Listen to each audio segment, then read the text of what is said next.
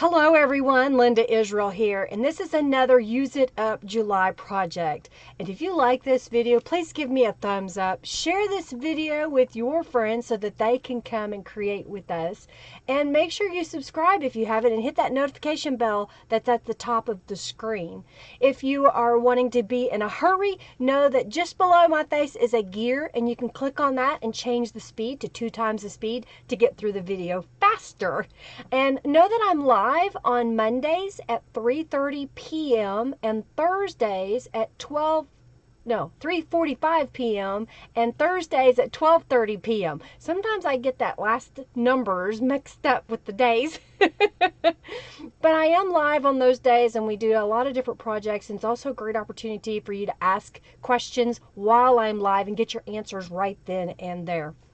All right, so here's what we're going to do today. I've got a page out of a dictionary that I want to make some little journal cards out of, as well as some scraps that I had on my desk, rubber stamps, and then a few other things. So let's get through this.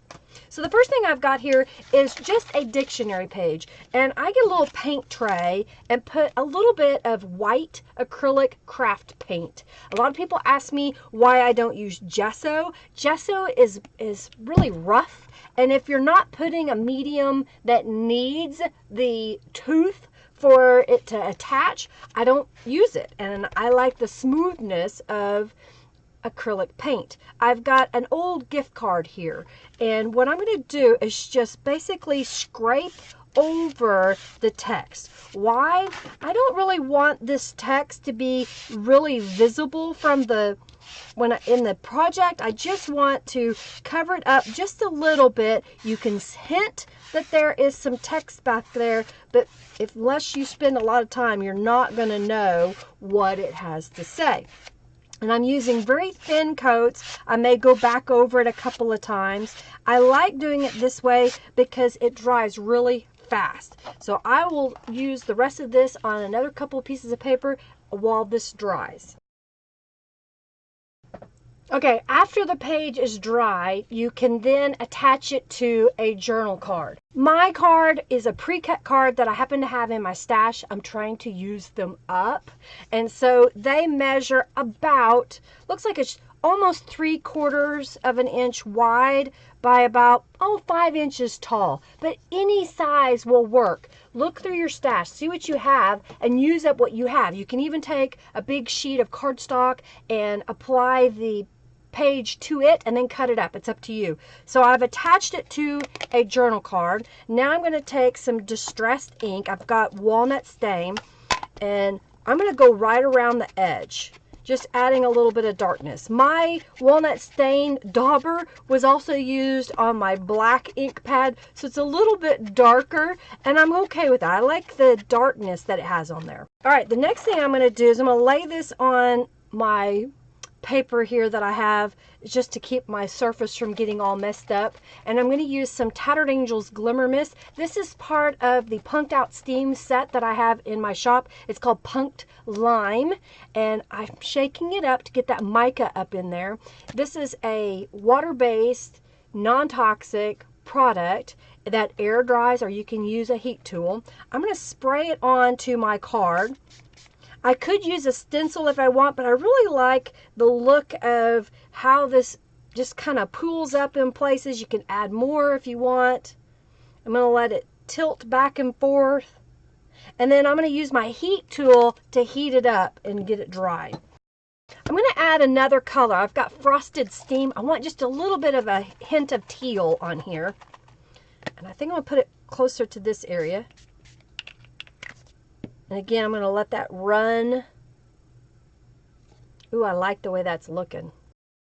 All right, so that's dry now. The next step I'm going to do is I'm going to do some rubber stamping. So I've got Archival Black ink. It's a permanent ink. And then I have the Postscript Collage that's in my shop. It's just a rubber stamp. But any rubber stamp that you have would make a great background. Do that, because I think it just adds a little bit of character to the card. So I'm just going to stamp this onto the page. I'm going to do it a couple of times because it's a smaller stamp. All right, so now I've got a little bit of a background going on.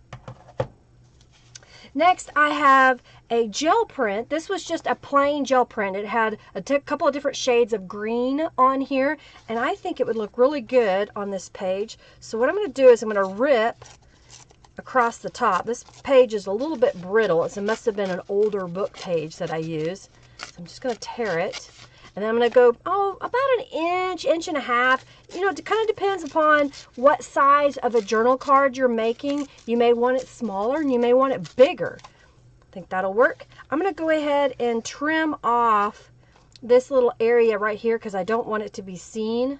And then I'm going to trim this side to be the same size or width as my card. So I've got that piece. And then I know laying here on my desk just a moment ago, I saw a little scrap of paper. I think this one will be good. Let's put it, I don't think I want the whole thing. I just want part of this. All right, so I think I'm going to use these two pieces, and now I'm going to put some distress ink on both of those pieces.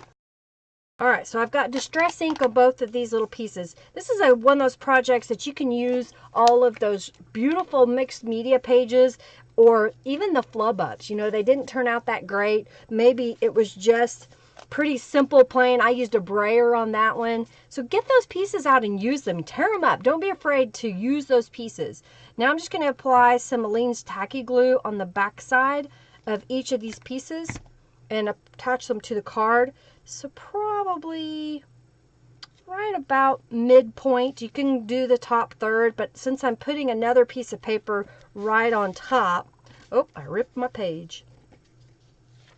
It's okay to go a little bit further down. And I don't think no one will notice that it rips, so I'm just going to place it right back on top. All right, I'm going to glue down the blue piece. All right, so it's starting to come together. And the next thing I want to do is I've got some old thread. I was a seamstress for many, many, many years. And every time one of my friends would find out that I used to sew, they would give me their old sewing supplies. And thread, if you didn't know, does get old and it can become brittle and break. So I'm grabbing about 3 different colors here. I've got 2 shades of green and a blue, and I'm just basically making a mess, a nest. Nothing fancy, just kind of grabbing a few strands of this to make a little ball, if you will, a flat one at that. And what I'm going to do is lay that right about here, so it kind of gives a little bit of interest. Then I've got a heart that was punched out of a sheet of music. It had a graphic on the back side, and I thought, well, that might look kind of neat to use as an element, so I just used a paper punch. You could fussy cut these by hand if you don't have a heart-shaped paper punch. I'm just applying a little bit of distress ink on the edge, and I'm going to adhere this right on top of this thread. So I'm going to put a generous amount of glue on the back side so that it will trap that thread between the heart and the journal card. Let's put it right about there. And I'll press it into place. I'll kind of check it. If it seems to lift up too easily, then I'll add a little bit more glue, but I think that's going to work. And then I have recently designed some more words for my shop. They're called white words on black. So if you do white words on my website, or you check the description box below for the link, you'll see a listing for these. I'm going to have it in 2 forms. One is physical, printed, cut out, ready for you to embellish your projects with. The other is going to be a digital download, and it's 25 words 3 times, so you get 75 words, and I thought I would use a couple of those today. So I've got, let's see, expect great things. So I'm going to use my black distress ink because it was printed on white paper and you can kind of see the white, and I'm just going to go around those edges to fill that in and finish it off, make it look a little more put together, if you will. Next, I'm going to take some Aleene's tacky glue and put it on the back side, and I'm going to glue it down probably right about here. And that is a journal card. Let me show you some more that I made. So here's the green one I made, and then here's one that's yellow and blue. Here's another yellow and blue. There's just a kind of a teal colored one. This one is a purpley pink. I think I need to make some pink ones next. That's going to be my next thing to do. And then here is another blue. And I even used a scrap. This is from the Royal Peacock subscription box that was laying on my desk, and I made an artist trading card. So I hope you're inspired to use your supplies that you have. Use those leftover bits of paper. Grab those rubber stamps. Make some journal cards and use these as cards to put in a thank you gift, in a junk journal. You can also make these a little bit bigger and make them postcards so you can mail it off to somebody. I hope you're inspired. I hope you like this Use It Up July project and that you'll try it out.